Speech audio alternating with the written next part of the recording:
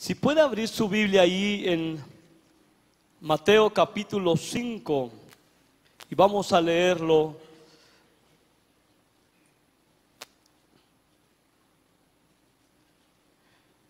Viendo la multitud, subió al monte y sentándose vinieron a él sus discípulos.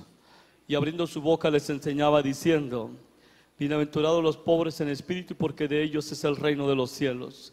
Bienaventurados los que lloran, porque ellos recibirán consolación. Bienaventurados los mansos, porque ellos recibirán la tierra por heredad.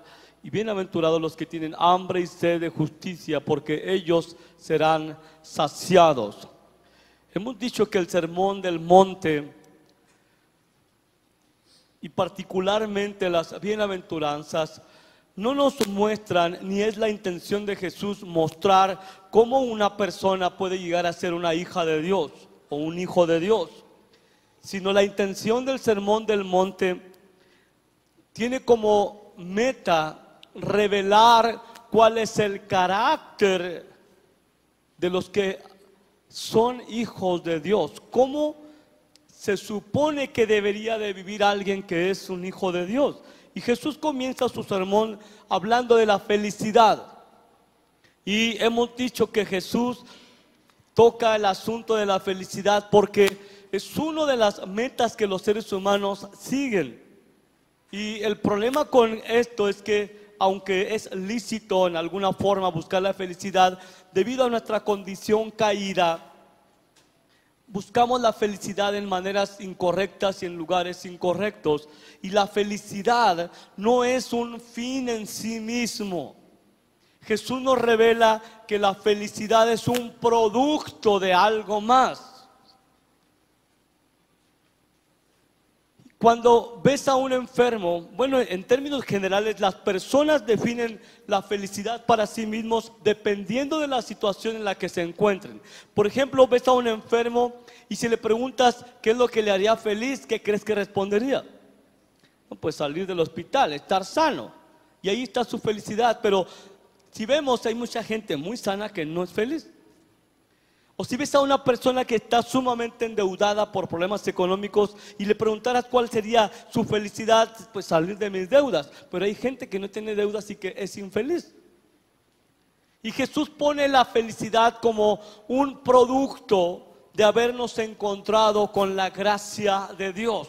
Un fruto de habernos encontrado con la misericordia de Dios. Él dice: bienaventurados los pobres de espíritu. Qué felices son los que descubren que no tienen recursos suficientes ante Dios y se humillan porque saben que no pueden absolutamente alcanzar los estándares que Dios pone. Descubren por la gracia de Dios que necesitan a Dios, entonces tienen por herencia el reino de los cielos. Jesús es su rey, Jesús es su profeta, Jesús es su sacerdote que intercede y muere por ellos. Y todo el reino de los cielos funciona y se mueve para bendición de aquellos que son pobres en espíritu. Y también Jesús dice que son felices los que lloran, porque serán consolados. Los que lloran porque descubren su condición pecaminosa, su condición miserable. No solamente son miserables, saben que son miserables, saben que están apartados de la gracia de Dios por su propio pecado, porque Dios se los ha mostrado. Y ellos son consolados, los que descubren que sus pecados les separan de Dios. Y qué felices son aquellos que son mansos en espíritu, aquellos que se someten bajo el señorío de Jesús para ser guiados, someten sus emociones, someten sus pensamientos, someten sus vidas, son mansos, ya no son potros salvajes, están bajo la autoridad del señorío y la guianza de Jesús, ya no están extraviados, sus vidas son útiles. Hasta ahorita son 3 cosas que hemos visto, este es un resumen muy pequeño. Y ahora vemos la siguiente bienaventuranza, dice: qué felices o bienaventurados son aquellos que tienen hambre y sed de justicia. Y una vez más, la felicidad según Jesús radica en tener hambre y sed de justicia, no hambre de felicidad, sino hambre y sed de justicia. Así que la gente corre de aquí para allá para encontrar la felicidad como si fuera la meta más alta. Y Jesús nos enseña entonces que la felicidad es el resultado de lo que somos y de lo que tenemos en Él. Así que veamos que la bienaventuranza o la felicidad es impedida por una sola cosa. Hay una sola cosa que nos impide en verdad ser felices en la medida que Jesús dice que podemos llegar a ser felices. Y esta sola cosa, esta única cosa es el pecado. Esto es lo único, de acuerdo a esta bienaventuranza, lo que nos priva de ser felices. Cuando pensamos en Adán y Eva, ellos vivían plenos, ellos vivían felices, ellos vivían satisfechos en Dios. Ellos vivían verdaderamente llenos, plenos, bendecidos. Pero el pecado hizo su aparición. Entonces, junto con ese pecado en ellos vino la caída de toda la descendencia de ellos. Toda la raza humana se contaminó, se contagió por esa enfermedad que le llamamos, o Dios le llama pecado. Es una condición aberrante que degrada absolutamente toda nuestra vida. El pecado vino con Adán y Eva y les robó la felicidad, les robó el gozo, les robó absolutamente todo lo bueno que tenían en el huerto. Así que veamos, por ejemplo, todo lo que el pecado hace.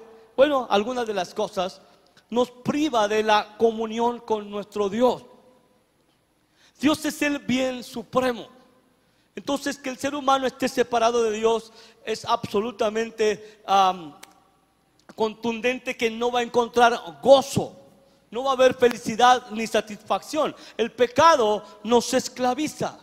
La gente que está separada de Dios está esclavizada de sus pecados. Ellos creen que son libres de hacer lo que quieren. La realidad es que son esclavos y hacen lo que sus deseos quieren, hacen lo que Satanás quiere. El pecado también destruye nuestras relaciones. La presencia del pecado y los pecados que los seres humanos cometemos arruinan nuestras relaciones personales, familiares y demás. El pecado también destruye nuestra salud. El pecado también destruye nuestras finanzas. El pecado destruye nuestros sueños. El pecado destruye nuestras finanzas. Destruye lo que más amamos. Destruye nuestra alma. El pecado finalmente arrastra al infierno a una persona. Por eso la búsqueda de la felicidad no es la meta. Jesús dice que es otra cosa diferente. El pecado nos impide verdaderamente ser felices. Así que el pecado marcó a la humanidad con un sello de injustos. Los seres humanos son llamados injustos porque no hay justicia en ellos. La Escritura les llama a los seres humanos pecadores. No hay justo ni uno solo. No hay ninguno que alcance el estándar de perfección que Dios exige a los seres humanos. El dictamen es ese. Cada uno se alejó por su propio camino. Cada uno escogió vivir como le dio su gana. Todos se desviaron. Dice también en Romanos capítulo 3, veneno de serpiente hay en sus bocas. Es decir, un corazón contaminado por el pecado se revela a través de lo que sale de la boca de la gente. El pecado trajo un fracaso total en la humanidad.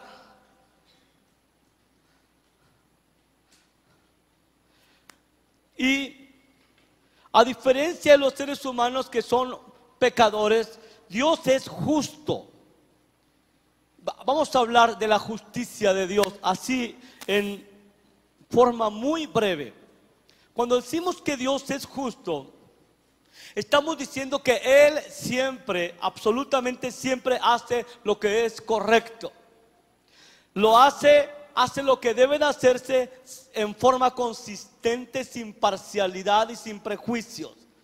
Dios siempre hace lo que es correcto. La rectitud o la justicia, que son términos sinónimos, es la expresión natural de su santidad. Él no se tiene que esforzar en ser justo. Él no se tiene que esforzar en ser santo. Es su propia naturaleza. Y por su santidad Él es recto. Él es perfectamente justo. Nunca va a torcer el derecho. Nunca va a hacer algo impío, algo inmundo, algo sucio. Él es perfectamente justo. Él es infinitamente puro.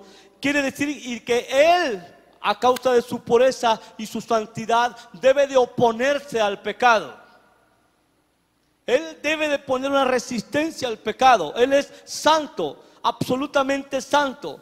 Y esta oposición se demuestra en absolutamente todo el trato que Él tiene con la raza humana. Y debido a que Él es santo y que Él es perfectamente justo, Él exige que los humanos sean justos. Pero los humanos son pecadores.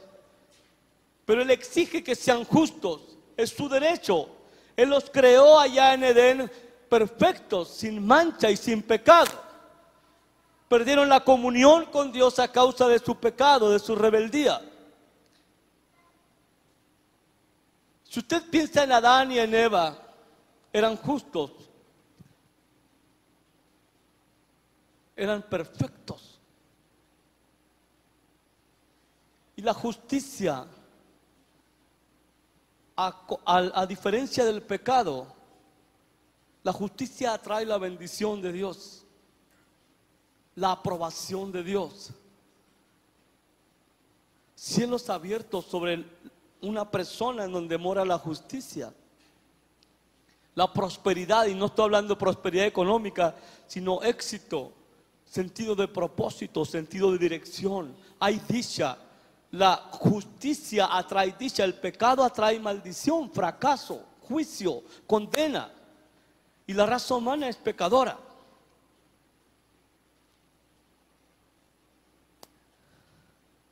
Así que vivir en justicia, decir que un humano vive en justicia, es vivir teniendo cada detalle de nuestra vida, cada decisión, cada pensamiento, cada emoción, cada sentimiento, cada deseo, cada anhelo, cada proyecto, cada relación, cada trabajo, cada compra, cada motivación, cada cosa que dejamos de hacer o hacemos, todo en armonía con la justicia de Dios.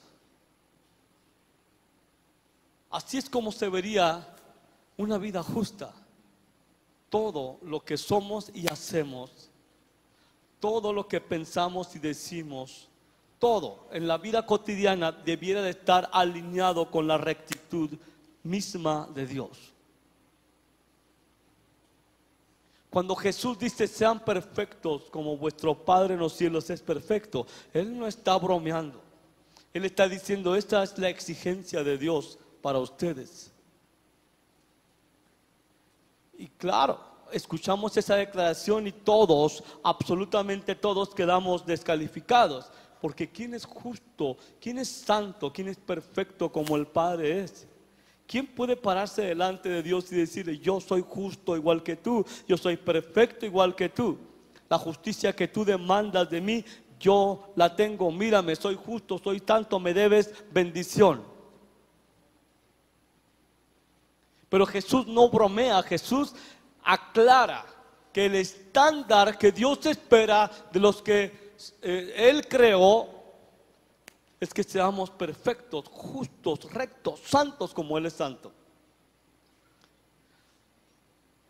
La ley, lo que conocemos como la ley de Moisés, revela, bueno, la ley no la pudo cumplir ningún ser humano aquí en la tierra, pero la ley revela dos cosas.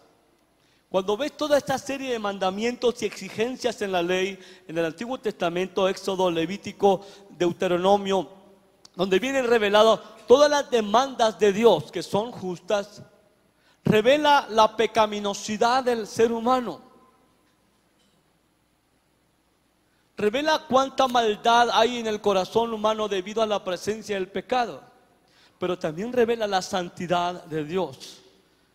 Revela cuánto aborrece Dios el pecado. Cuando tú ves todos esos libros que a veces te aburren, simple y sencillamente necesitas verlos con nuevos ojos. Tú ves Levítico y revela este libro cómo es la santidad de Dios y lo que se exige de nosotros. Nadie absolutamente en la tierra pudo cumplir con todos los mandamientos que la ley revelaba y que Dios exigía.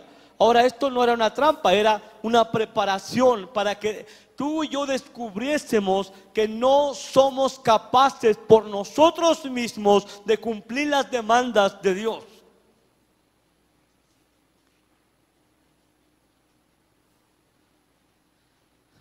Y Jesús dice: bienaventurados los que tienen hambre y sed. Él usa estas dos necesidades naturales y son perfectas para usarlas como una ilustración de lo que Jesús quiere que entendamos.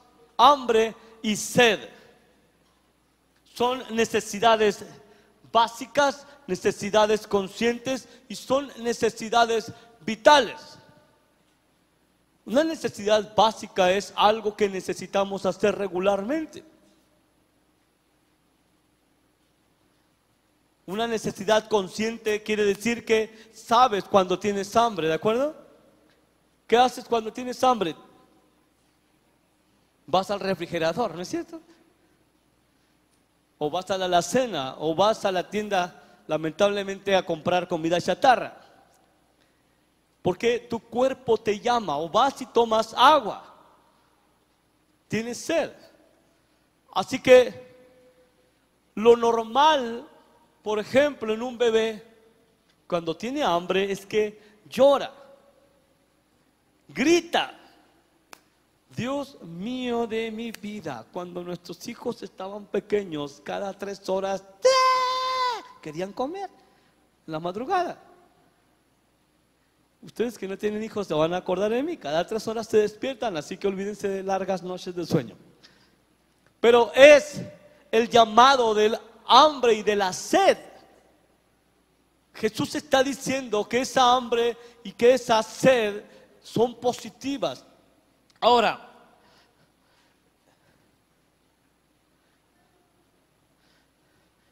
veamos que Jesús dice: bienaventurados los que tienen hambre y sed de justicia.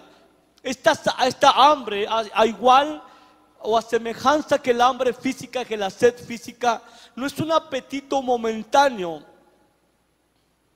Jesús se está refiriendo a un hambre desesperante, a un hambre que produce dolor inclusive, a un hambre y una sed que son casi mortales, que si lo asemejamos con una historia en el Antiguo Testamento quedaría perfecto. Hay una historia en donde vino un hambre en la tierra tan espantosa que los papás y las mamás estaban cociendo a sus bebés para comérselos. Así, de esa hambre está hablando Jesús. Esa hambre produce un dolor interno, una ansiedad y aún una cercanía a la muerte. La sed de igual manera. Recuerdo hace algunos años comencé a hacer un ayuno bastante largo. Era mi meta hacer un ayuno bastante largo, pero sin líquidos ni sólidos. No comía y no bebía absolutamente nada. Al tercer día me levanté en la madrugada con una desesperación espantosa. No sabía qué tenía, pero me sentía temblar mi cuerpo. Me quería volver loco. Tenía 3 días sin una gota de agua en mi cuerpo. Lo único que se me ocurrió hacer es meterme a bañar y sentía tan rico que el agua me caía. Entendí, dije, mi cuerpo me está pidiendo agua. Pero yo insistía en que no voy a tomar agua, no voy a tomar agua. Pero era tan espantoso hasta que definitivamente decidí tomar agua y ¡wow! ¡Qué rico! Ya, finalmente seguí mi ayuno solamente con agua, lo demás fue nada de sólidos. Así que esa sensación de desesperación, esa sensación de hambre y sed prolongadas, no es nada divertido, es algo verdaderamente desesperante. Y Jesús dice que qué felices son aquellos que tienen esa hambre y esa sed de justicia. El hambre y la sed no es algo que tú voluntariamente decides tener, es una reacción por falta de alimentos. Ahora, el hambre y la sed de justicia, viendo los antecedentes, partiendo de los antecedentes que te acabo de dar, es un deseo, es un gemir por ser libre del poder del pecado. Pero también es un deseo, un gemir por ser libre del deseo del pecado. Y es un gemir por vivir libre de la presencia del pecado. Recuerde todo lo que hace el pecado. Recuerde todo lo que hace la ausencia de justicia en un ser humano. Pero un pecador separado de Dios no tiene deseo de dejar de pecar. Un pecador, alguien separado de Dios, sabe que lo que hace no está bien, pero no le importa. Simplemente lo hace. Pero no solamente el hambre y la sed de justicia es eso, sino es un anhelo, un gemir por una vida recta. El hambre y la sed de justicia también es un anhelo de experimentar las virtudes que no tenemos en toda instancia de nuestra vida. Queremos ser mejores, queremos hacer las cosas mejor, pero de pronto no sabemos cómo debiera de ser. El hambre y la sed de justicia es un anhelo de poder expresar en cada momento de nuestra vida, cada aspecto del carácter de Jesús. Pero un pecador separado de la gracia de Dios no anhela corregir su vida. Quiere seguir la pachanga, quiere seguir la fiesta. Un pecador, cuando mucho, desea guardar las apariencias dependiendo en qué circunstancias esté. Hace mucho íbamos con un estilista cuando teníamos pelo. Y era un increíble estilista, se me hace que todavía ni nos casábamos. En fin, se llamaba José Luis, me parece él. Entonces íbamos mi esposa y yo y nos arreglaba el cabello, bueno, cuando había. Y él se portaba a la altura de las circunstancias, bien respetuoso cuando estaba Ceci ahí conmigo. Hablaba muy formal, muy propio. Pero un día fui solo, me espanté, era otra persona. Aparte que tenía el asunto de que era afeminado, homosexual o algo así, empezó a hablar toda la basura que le salía de la boca. Y le digo, oye, ¿por qué ahora estás hablando así? ¿Por qué cuando mi esposa está aquí, tú te portaste de otra manera? Ay, pues hay que saber cuándo y cómo y con quién. Entonces, un pecador usualmente va a tratar de guardar las apariencias solamente para que la gente tenga una opinión diferente de ellos, pero no desea cambiar. Un pecador se siente a gusto, feliz, como un cerdo en el lodo. Así que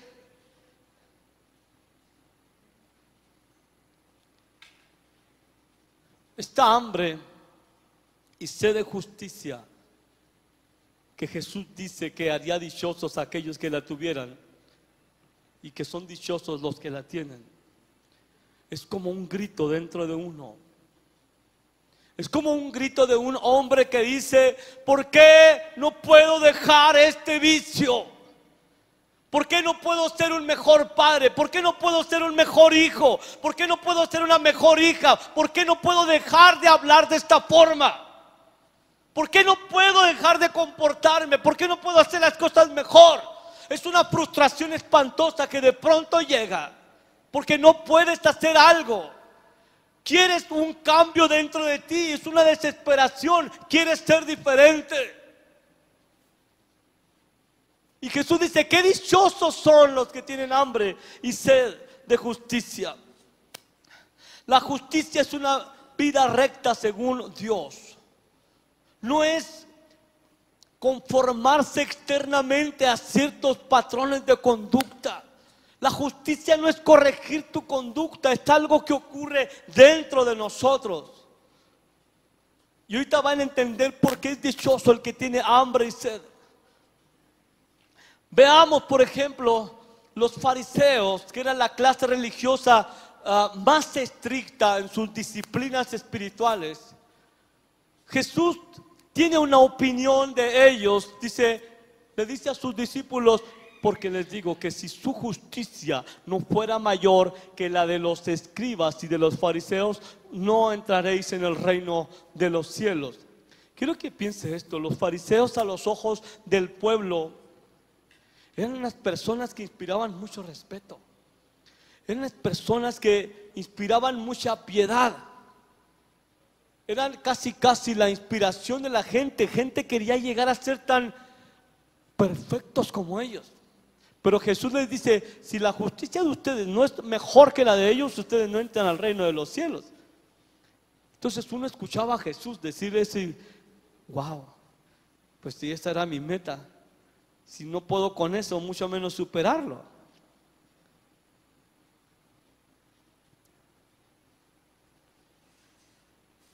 ¿Por qué la justicia de los fariseos no era ni debe de ser la meta de nadie?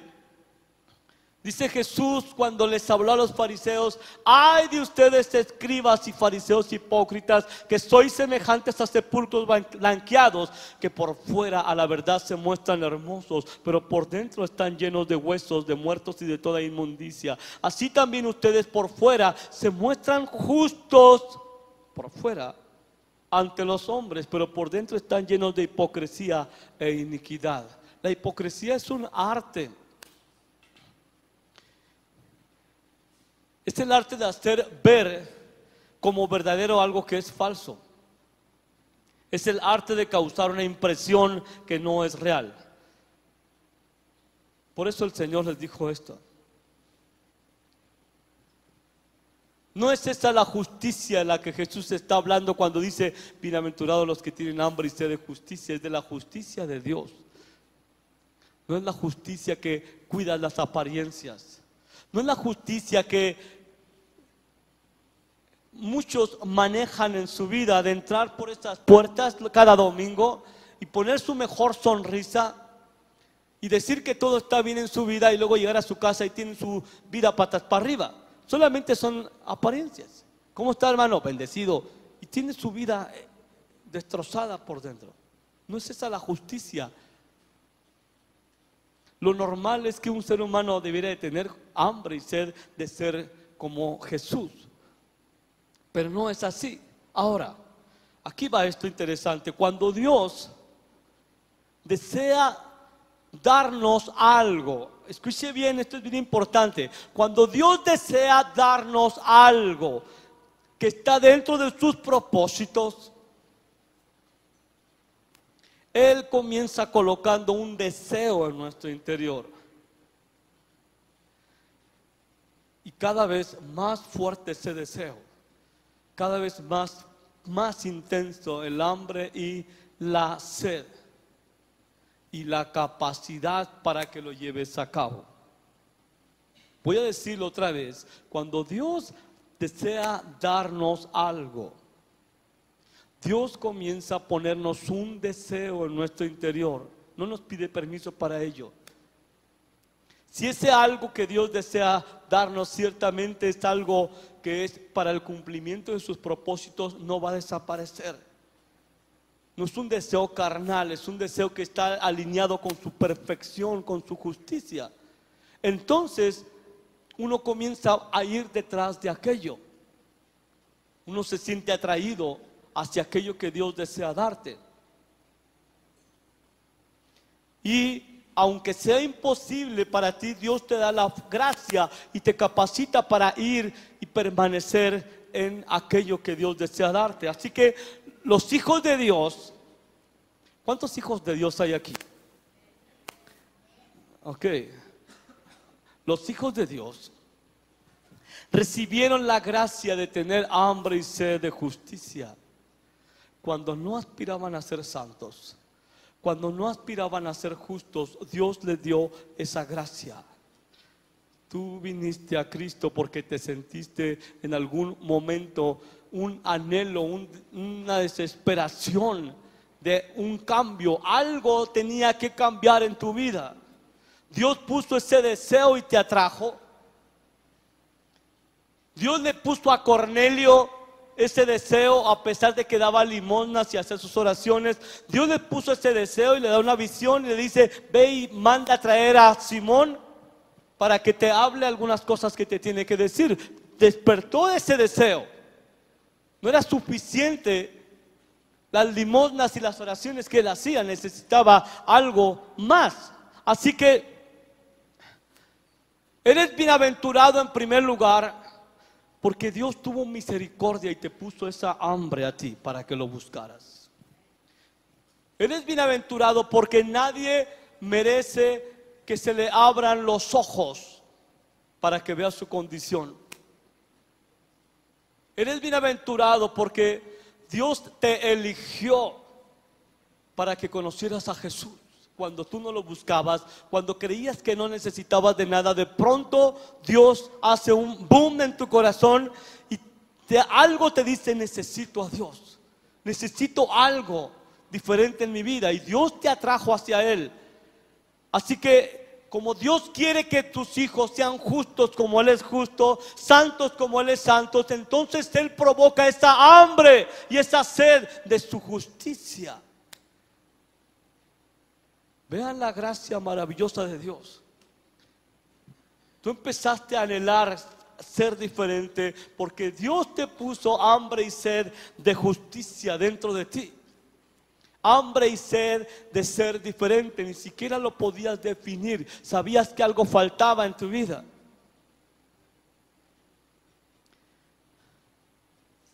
Veamos estas porciones de la Escritura. Dice: pero yo les digo a la verdad, que les conviene que yo me vaya. Está hablando Jesús. Porque si no me voy, el Consolador, el Espíritu Santo, no vendrá a ustedes. Pero si me voy, lo enviaré. Y cuando Él venga, escuche bien, convencerá al mundo de pecado, de justicia y de juicio. Así que aquí está cómo Dios provoca que alguien venga a Él. Él viene a un pecador por el Espíritu Santo y lo convence de pecado, lo convence que está separado de Dios. Esa es una obra maravillosa de la gracia de Dios. El Espíritu Santo te convenció de que estabas en pecado, separado de Dios. Y luego te convence de justicia, que ya estás ahora alineado, reconciliado con Él. Tienes paz para con Dios. Y te convence de juicio. Y esto es que tus pecados ya han sido condenados, que el Satanás ya ha sido sentenciado, que eres libre. Esto es algo que Dios lo hizo. No lo hiciste tú, no lo puedo hacer yo. Luego dice otro versículo: pues Dios, según su bondadosa determinación, es quien hace nacer en ustedes los buenos deseos. Esto es hambre y sed de justicia, y quien los ayuda a llevarlos a cabo. Si alguien tuvo el deseo de buscar a Dios, es porque Dios produjo ese deseo, esa hambre. Y si te encontraste con Él y comenzaste a caminar diferente, eso es a lo que se refiere ser saciados. Deberíamos ser tan dichosos por la misericordia de Dios que tuvo para con nosotros. En Tito 3 dice: nos salvó no por obras de justicia que nosotros hubiéramos hecho, sino por su misericordia, por el lavamiento de la regeneración y por la renovación del Espíritu Santo. Una obra absolutamente soberana de parte de Él. No por obras de justicia, dice. No porque hacías cosas buenas. Algunos dicen: yo no hago muchas cosas malas, de hecho son más cosas buenas que las malas que hago. Y Dios dice vuestras justicias, vuestras obras que ustedes creen que son rectas, son como trapos de inmundicia. Es una cosa bastante repulsiva lo que Dios dice en el Antiguo Testamento de aquellos que se cobijan, se arropan con sus buenas obras para agradar a Dios, para echarle en cara a Dios que se merecen algo bueno de Él porque hacen buenas obras. Y dice: no, tus obras, tus justicias son como trapos de inmundicia. Si quieres pensar en un trapo de inmundicia, agarra un trapo y limpia un vómito de un borracho. Eso es un trapo de inmundicia. Así de repulsivo es como Dios ve nuestras buenas obras que intentan comprar el favor de Dios. No está hablando de malas obras, sino de buenas obras que intentan asegurarse un lugar en el cielo.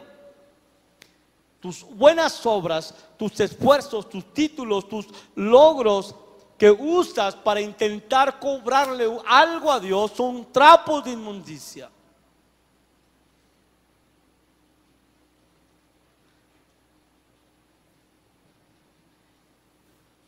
Y luego dice: ¿qué diremos entonces? ¿Que hay injusticia en Dios? De ningún modo, porque Él dice a Moisés: tendré misericordia del que yo tenga misericordia, y tendré compasión del que yo tenga compasión. Así que no depende del que quiere ni del que corre, sino de Dios que tiene misericordia. ¿Por qué tú estás aquí adorando a Dios? ¿Por qué tú estás enamorado de Jesús y miles de personas no, aunque se les ha hablado? ¿Por qué tú sí y ellos no? Porque Dios tuvo misericordia de ti.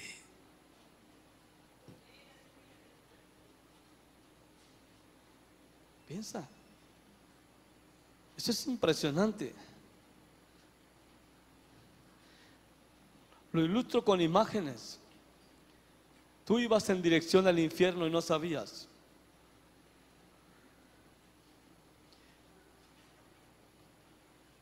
Tú ibas con dirección al infierno y no sabías. Simplemente vivías la vida en rebelión contra Dios y no sabías. Había un fruto de la rebelión, de la iniquidad, de la maldad temporal, pero había otro fruto eterno, porque ibas absolutamente en la dirección contraria a la voluntad de Dios. Y Dios entonces despierta el hambre y la sed y te hace cambiar de dirección. Ahora comienzas a anhelar a Dios, ahora comienzas a desear cambiar. Estás reconociendo tu pobreza, estás reconociendo tus pecados, estás reconociendo que necesitas la guianza de Dios. Y todo esto fue por su gracia y por su misericordia. Dios te puso hambre y sed de ser lo que eres llamado a ser. Así que Dios lo produjo por el Espíritu Santo. Y en el Antiguo Testamento dice bien claro: porque derramaré agua sobre la tierra sedienta y torrentes sobre la tierra seca. Esa es tu vida, hambre y sed. Dios derramaría agua sobre tierra sedienta. Provocó sed en ti, provocó hambre en ti. Entonces Él derrama lo que necesitas. Dice: derramaré mi espíritu sobre tu posteridad y mi bendición sobre tus descendientes. ¿Por qué? Si todavía ni siquiera nace, ni Él está prometiendo que va a alcanzar a mi descendencia. Eso se llama gracia. Isaías 44 dice: destilados cielos desde lo alto y derramen justicia. ¿Derramen qué? Justicia, rectitud. Las nubes, ábrase la tierra y dé fruto la salvación, y brote la justicia con ella. Así que cuando Dios te da hambre y sed de justicia, va junto con la salvación. Y ve que la salvación es algo que viene de lo alto, es algo que viene de la iniciativa de Dios, junto con la rectitud que Dios le imparte a los que han creído en Cristo. En Isaías 55 del 1 al 2 dice: a todos los sedientos, venid a las aguas. Y los que no tienen dinero, venid y comprad y comed. Venid, comprad sin dinero y sin precio vino y leche. Y luego dice: ¿por qué gastas el dinero en lo que no es pan y vuestro trabajo en lo que no sacia? Escúchenme atentamente y coman del bien, y se deleitará vuestra alma con la grosura. La grosura es en este contexto lo mejor de lo que Dios puede darle a alguien. Está diciendo a la gente: ustedes están desperdiciando su vida, están invirtiendo en algo que no produce nada bueno de ustedes. Vengan, porque ustedes tienen sed, tienen hambre, y yo les voy a saciar. Les voy a dar lo mejor de mí. Se van a satisfacer del bien que hay en mí. Vengan a mí y van a ser saciados. Jesús dijo: mi carne es verdadera comida y mi sangre es verdadera bebida. Y dijo: yo soy el pan bajado del cielo, el verdadero pan bajado del cielo. Y vuestros padres comieron del maná y murieron en el desierto, pero todo aquel que come de mi carne y bebe de mi sangre no morirá jamás. Y yo soy el pan que da vida al mundo. Así que Jesús está hablando de algo mucho más grande que el pan terrenal. Debo ir rápido con esto. Parte de la expresión de la justicia que Dios está saciando y satisfaciendo en ustedes, en cada uno de los que es llamado, es que cuando Dios ha hecho ese milagro en ti, y cuando te has entregado a Jesús, cuando te has rendido a Él, ahora eres libre del dominio del pecado. Recuerden lo que era el dictamen de Dios para la raza humana. Dice: porque el pecado no tendrá dominio ya sobre ustedes. El pecado ya no tendrá dominio, ya no será tu amo.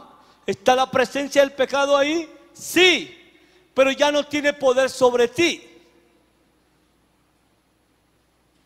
Luego, ahora ya no eres esclavo del pecado, ahora es siervo de la justicia.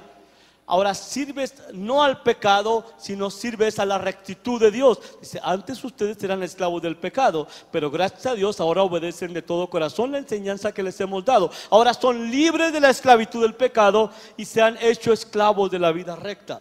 Está hablando metafóricamente. Antes no podías, no tenías la capacidad de dejar de pecar, ni el deseo de dejar de pecar.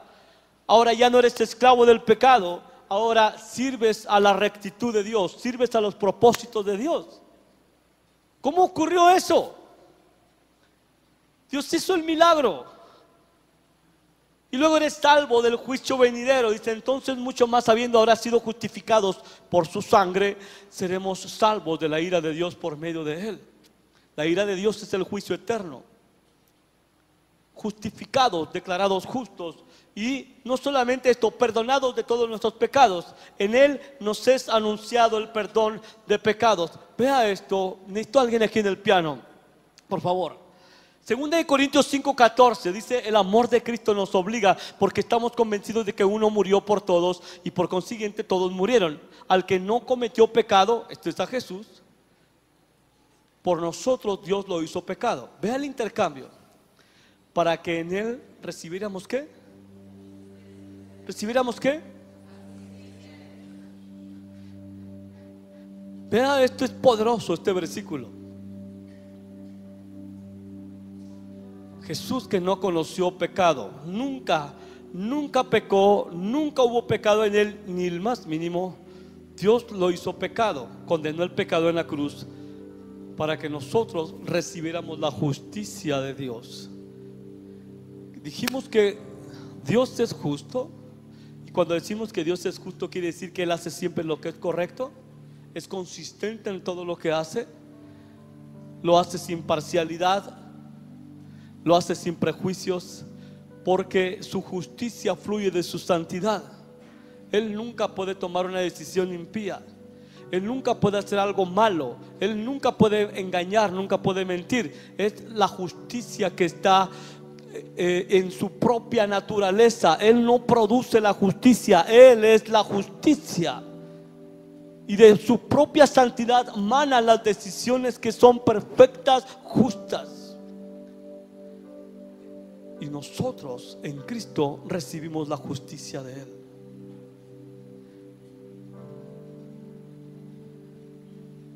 Bienaventurados los que tienen hambre y sed de justicia, porque serán saciados.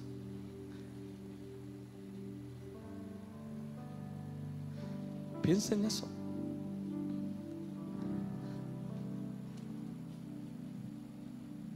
Para que recibiéramos la justicia.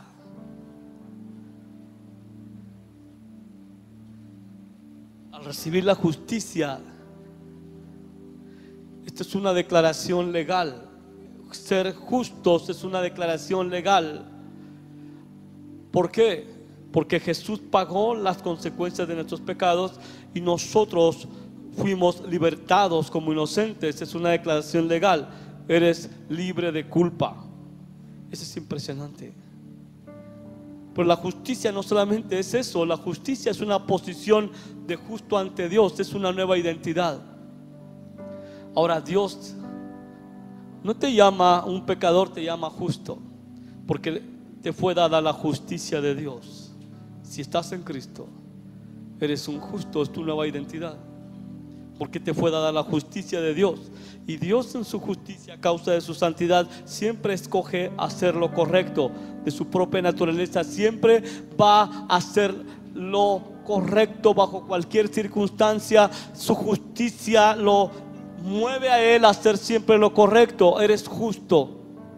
Su justicia está en ti, si estás en Cristo.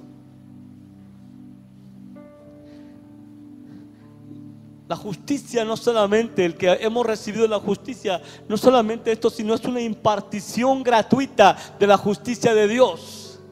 Quiere decir que no solamente eres posicionalmente justo, ni es tu identidad como justo, y eso es formidable, pero Dios te capacita por su Espíritu a caminar en justicia. Te imparte la gracia, la capacidad de ser y caminar como justo. No solamente te han puesto un título de gerente, sino que te ha sido dada una capacitación por el Espíritu Santo para que vivas como gerente. ¿Me estoy explicando? Ok, soy justo, ¿y ahora qué? Puedes vivir como un justo porque el Espíritu Santo está en ti. Es el Espíritu de justicia, es el Espíritu de Cristo, el justo. El Espíritu de Cristo, el justo, ha sido dado a aquellos que creyeron, que un día tuvieron hambre y sed de justicia. Los pecadores serán condenados en el infierno, los justos serán salvos. Los pecadores pecan por deporte, los justos aman la justicia y aborrecen la maldad, porque lo que está dentro de ellos les mueve a escoger lo que es correcto. No solamente eso,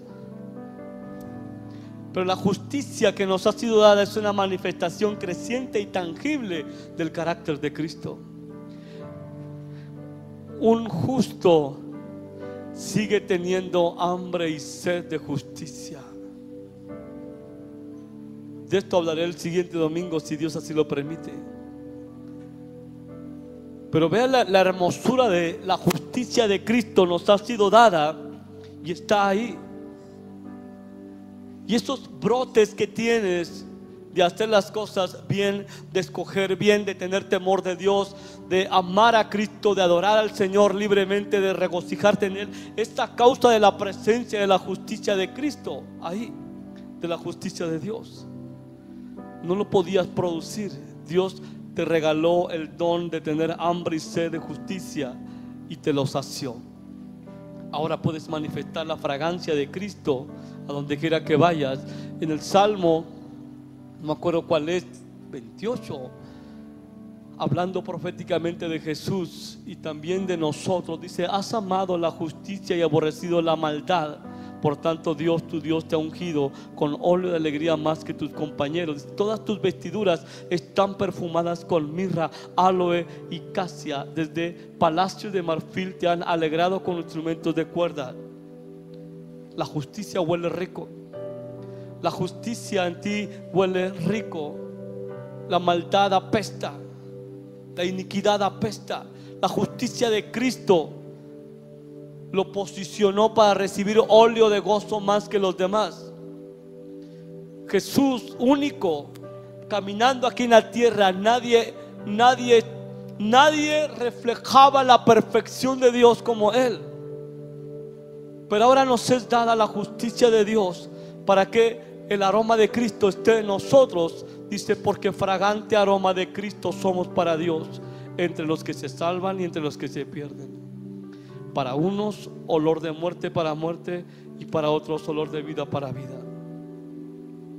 Un justo caminando aquí en el mundo, a donde quiera que vaya, va a despertar hambre y sed de Dios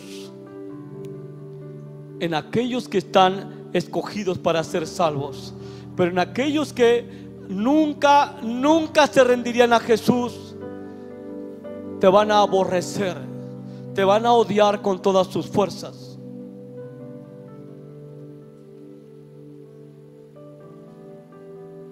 Aquellos que están siendo llamados por Dios te van a ver a ti y van a desear lo que tú tienes, la fragancia de Cristo. Y aquellos que odian con todo su corazón a Dios te van a aborrecer a ti, porque jamás vendrán a los pies de Jesús. Van a aborrecer que tú hagas las cosas bien, que tomes decisiones correctas, que seas íntegro. Van a aborrecerte porque no participas de lo que ellos participan. Ese es el olor a muerte para los que se pierden. Muchos te van a decir: apesta tu religiosidad, apesta que hables de Jesús, no me hables de Dios, no me hables de Jesús. Muchos te van a decir eso, y muchos están muriendo por ser creyentes porque la fragancia de Cristo les molesta. Pero cuando tú andas donde andas, te relacionas con gente que Dios está preparando para traerlos a su reino, van a ver lo que hay en ti y van a desear lo que hay en ti. Ve todos estos perfumes, todas tus vestiduras están perfumadas con mirra, aloe. Esto es fragancia rica, sabrosa. Hueles a Jesús. Eres bienaventurado si tienes hambre y sed de justicia. Y si no tienes hambre y sed de justicia, te puedo decir algo: si no tienes anhelo de ser justo, de ser recto, de ser santo, no eres creyente, no eres salvo. Pero estás aquí por una razón, porque Dios desea despertar ese anhelo. Porque no hay nada como estar alineados con Dios, a fin de que cuando vengan las tormentas tengas a Dios de tu parte. Porque la justicia que nos es dada atrae bendición, atrae protección, atrae provisión, atrae todo lo que necesitamos. Su justicia, y el pecado atrae maldición. Así que si no te das cuenta que necesitas un milagro de Dios, yo no puedo hacer absolutamente nada. Pero si te das cuenta que estás separado de Dios, necesitas reconocer una cosa: que sin Dios no puedes nada, estás en quiebra. Sin Jesús no puedes nada, estás en quiebra. No tienes absolutamente ningún recurso a tu favor. Necesitas reconocer tus pecados. Necesitas reconocer que has hecho lo malo delante de Dios, y Dios tendrá misericordia y te perdonará, y te limpiará y te lavará. Y necesitas someterte a Jesús. Necesitas rendirte a su señorío, confiar en su sacrificio y rendirte al señorío, a su autoridad, y decirle: Señor, quiero ser santo como tú eres santo, quiero ser recto como tú eres recto. Algunos creyentes, algunos discípulos de Cristo, algunos verdaderos creyentes han dejado de tener hambre y sed de justicia, porque llegan a acomodarse y dicen: ya, estoy bien. Pues no se dan cuenta que esta hambre es algo que no para durante toda la vida cristiana. Porque un hijo de Dios siempre anhelará cada vez ser como Jesús. Si has dejado ese anhelo, si no tienes hambre y sed de justicia, el próximo domingo hablaré de eso. Has confundido esa hambre y esa sed con otras cosas y las has saciado, las has adormecido, el hambre y la sed, con chatarra. Como los niños cuando comen golosinas antes de comer, como los niños cuando comen papitas antes de su comida, se les aplacó el hambre y ya no comieron lo que era necesario comer. Así muchos cristianos han dejado de crecer y de anhelar más de Dios. Pero de eso hablaré el próximo domingo, si Dios nos permite así.